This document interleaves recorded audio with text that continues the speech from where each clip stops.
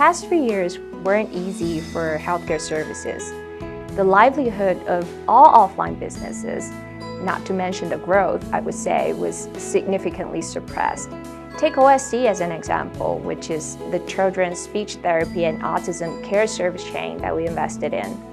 For the 50 centers they run, they had to face 2,400 days of suspended operation on aggregate in 2022. And for hospitals, although they were allowed to remain open, it was almost impossible to get patients in because of all the lockdowns and travel restrictions. It was impossible to get doctors and nurses in to work because they constantly had to go support community PCR test services. It was so hard, and I want to applaud the companies who have made it through. And not only did our portfolio companies make it through, DHC, our cardiovascular hospital, and Bangar, our orthopedic hospital group, both achieved double-digit 3-year CAGR and almost doubled their pre-COVID top line. There's Tree, our ENT ambulatory surgery center, managed to open 3 new facilities in 3 different cities, and is 4 times what they were in 2019 in terms of sales.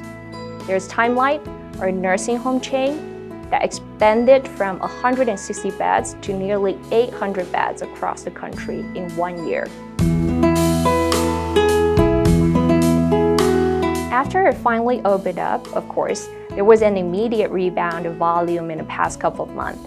So everyone was traveling and hustling.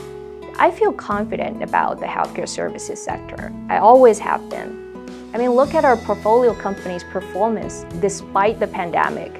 Look at the number of IPOs. New IPOs last year doubled the number in 2019.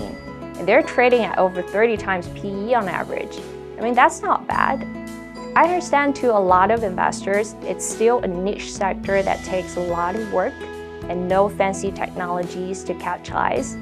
But with the right team and the right model, it's a steady, healthy, profitable business with notable upside and very limited downside. That's the beauty of it.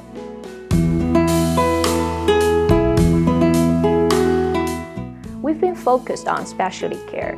This is because in China's healthcare service system, we don't have GPs or family doctors to refer everyone to wherever they're supposed to go. So for decades, Chinese people have formed a habit of deciding what illness they might have and directly seeking specialty care.